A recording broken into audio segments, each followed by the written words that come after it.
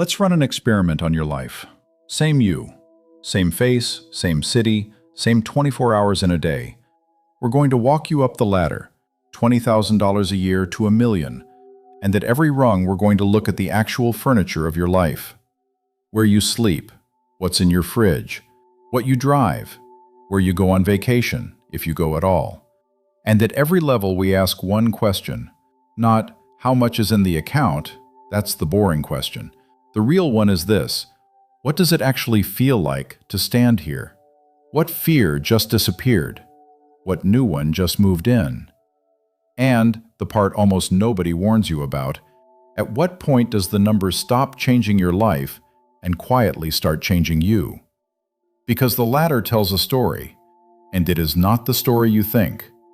You start at the bottom. Level 1, $20,000.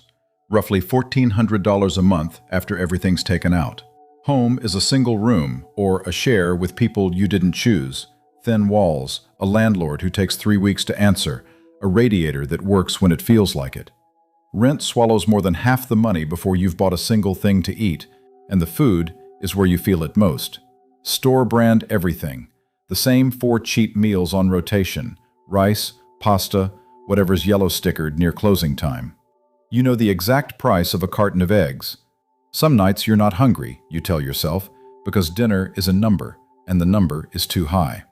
Your car, if you have one, is a decade old and starts on the second try, and every strange noise it makes drops your stomach because you cannot afford for it to be serious. You don't go to the dentist. You don't take the day off. Holidays are other people's photos on a phone you're behind on paying for. The weekend is technically free, but free time you can't afford to spend is just time, so you stay in. When the text comes, "Drinks Friday?" you feel the small, cold drop of doing the math, and you invent a reason because "I can't afford it" is a sentence you've stopped saying out loud. Slowly, quietly, your world gets smaller, not because you chose it, but because everything outside the front door has a price on it. This is the level people who've never lived it call simple. It isn't simple. It's loud, a background hum of vigilance that never switches off, part of your brain forever doing math it can't win. You're one bad week from everything unraveling, and the knowing is exhausting all on its own. And this isn't a story about laziness or one bad choice. Millions do everything right and live exactly here because the floor is genuinely this thin. At 20,000, money isn't about comfort. It's about the fear that never sleeps. Let's give you a raise. Level 2, $40,000. You double it, about $2,600 a month. The room becomes a small apartment that's actually yours. 1 bedroom, a kitchen you can turn around in, a door that locks properly. The 10-year-old car becomes a 5-year-old one with a payment attached. You eat out now and then, the mid-tier chain, the place with the laminated menu, a treat that doesn't require a spreadsheet. Once a year you might actually go somewhere, a budget flight, a cheap hotel 2 hours away, a long weekend you photograph like it's the Maldives. You have streaming again. You have a couple of nice things. You can say yes to the Friday drinks now, buy your round, get a coffee out on the way to work without it meaning something. For a real, genuine moment, you breathe. Then the thing happens that will happen at every level from here, so learn it now. Your life rises to meet the money. The nicer apartment because you earned it. The car payment because the old one was dying. The subscriptions. None of it reckless, every upgrade reasonable. And yet by the end of the month you're left with almost the same feeling you had at 20,000. You should be fine now, and you're not, quite. This is the first law of the ladder. Expenses are gaseous. They expand to fill whatever income you give them. The raise became the new normal in about 6 weeks, and the new normal is what you're anxious about now. You're not treading water because you're bad with money. You're treading water because the water rose with you. Keep climbing. Level 3, $60,000. Around $3,700 a month, and this rung matters more than any other you will ever climb. The apartment is comfortable now. Maybe you share it with someone you love and split the cost. Maybe it's a proper 1 bed in a decent part of town. The fridge has real food in it, and you stop checking prices on the small stuff. You have a car that just works. You take a genuine holiday once a year, a flight, a hotel with a pool, a week where you don't think about home. And most importantly, there's money in the bank that isn't spoken for. A few $1,000s sitting there. The disaster fund finally exists. So the flat tire becomes an annoyance instead of a catastrophe. The cracked tooth is a bad afternoon, not a financial event. A problem can just be a problem. You throw money at it and it goes away and your life continues. You have no idea how heavy the old fear was until the day it lifts off your chest. The weekends open back up too. A day out that costs something. A hobby with a bit of kit. A restaurant you chose because you wanted to, not because it was the cheapest one that would do. You sleep better, genuinely, measurably better, because the thing that used to sit on your chest at 3 a.m. has a few $1,000s standing between you and it now. Here's what the research actually shows. The emotional payoff of money is front-loaded. The leap from fear to stability, from 20,000 to somewhere around here, buys more happiness than any leap that comes after. Every rung above keeps helping, but never again this much. You've just passed the most important station on the whole line. Most people spend the rest of their lives climbing past the level that would have given them the most peace. You won't stop, though. Nobody does. Level 4, $100,000. 6 figures, the number on the vision board, the one that means you made it. Life looks the part now, a nice apartment and a good building, or the keys to your first small home. A newish car that still smells new. You eat at the places with no prices on the wine list. Order the good bottle, don't flinch. 2 holidays a year, a proper one and a cheeky one. The nice phone, the nice headphones, the deliveries that show up because thinking about dinner is effort you'd rather skip. Call it $6,000 a month, and here's where the fantasy meets the arithmetic. The tax bite is bigger up here. You don't take home 5 times what you did at 20 grand. And lifestyle creep, an amateur back at 40, is now a full-time professional working against you. The nice place isn't a treat, it's your address. The nice car is just your car.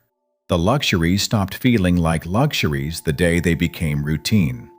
There's a watch now, maybe, or the trainers, or the gadget everyone at work has. The small signals that quietly tell the room you're doing well. Your friends earn like you do. The rounds are bigger, the trips are nicer. The standard just floats a little higher every year. And you earn more than you ever imagined, and you have roughly the same left at month's end as you did 2 levels ago. You are genuinely comfortable. This isn't a sad level, but look at what you did.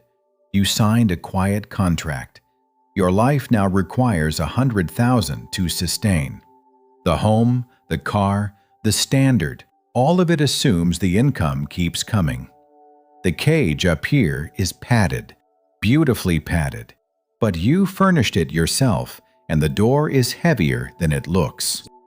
Level 5, $200,000. Now you're in the top slice, 10% give or take.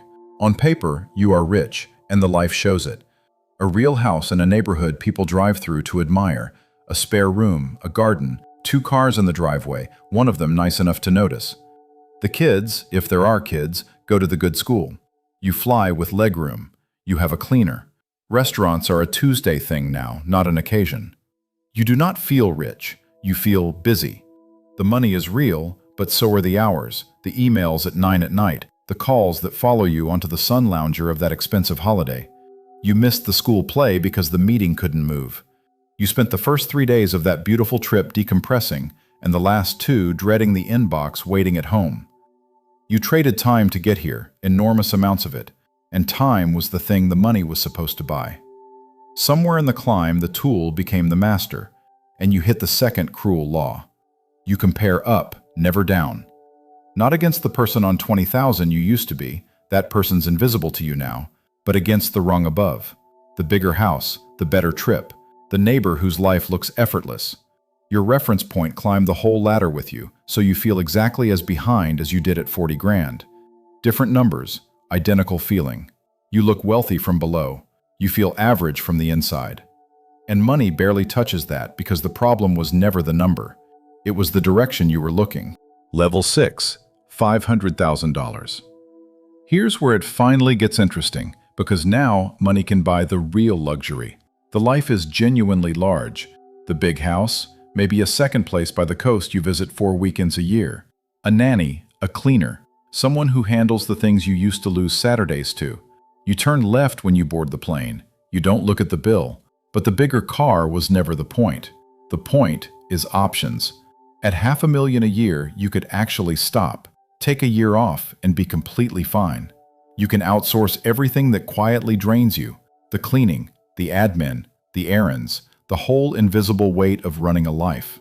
This is the level where money stops changing your possessions and starts, if you let it, changing your time. Because here's what actually happens to most people on this rung. They don't slow down, they speed up. The identity is welded to the earning now. The work isn't what you do, it's who you are. And stepping back doesn't feel like freedom, it feels like disappearing. You could buy the mornings, the slow lunches, the years with the people you love.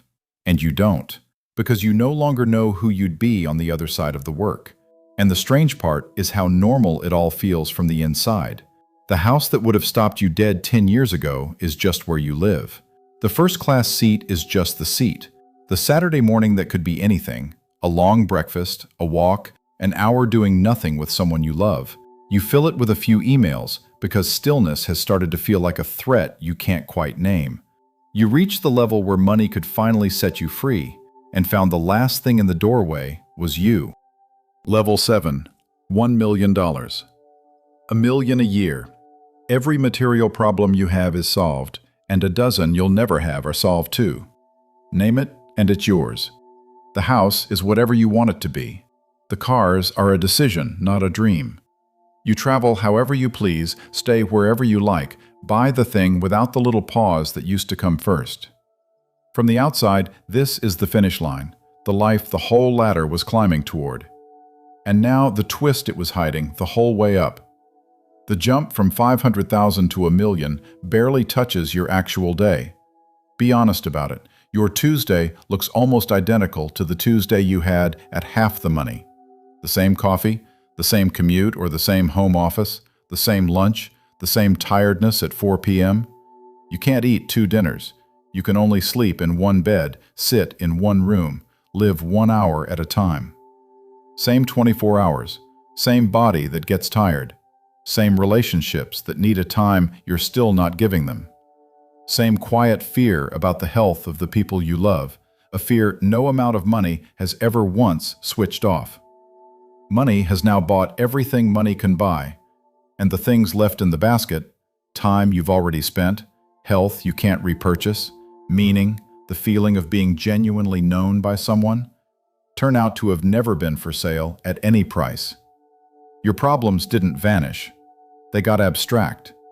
And abstract problems are lonelier than real ones because you can't complain about them. Try telling someone $1 million a year feels strangely empty and watch their face. So you don't. You carry it in the silence up there that nobody warned you about. Now stand at the top and look all the way back down the ladder. Every level removed a fear. Eviction, then the disaster, then the shame, then the ceiling. The floor rose fast and hard, and that part was real and worth every step of the climb. But every level also added a comparison, and the happiness, the actual felt quality of your days, rose quickly at the bottom, slowed in the middle, and went almost flat near the top. Money against well-being isn't a straight line to the sky. It's a curve that bends early and then lies down. Here's the whole thing in one sentence. Money is astonishingly good at buying the bottom of the pyramid. Safety, food, shelter, the end of fear. And almost useless at buying the top. Love, meaning, time already gone. And the cruel joke is you can't see that from the bottom, where more money genuinely would fix your life. And you can't unsee it from the top, where it won't. So the number was never the point. The floor it buys is real. Buy that floor as fast as you possibly can. Because being poor isn't noble. It's just loud and frightening and exhausting. And getting off that level is the best financial decision you will ever make. But the ceiling, the part that actually decides whether your life feels good when you lie in bed at night, that was never printed on the payslip. Not at 20,000, not at 1,000,000. You close the laptop. The number in your account is bigger than you once dreamed and smaller than you now want, because that's the trick the ladder plays on everyone, at every level, forever. Tomorrow you'll get up and reach for the next rung, because everyone does. But maybe, tonight, sit with the question the ladder never asks you. What were you actually going to do once you got there?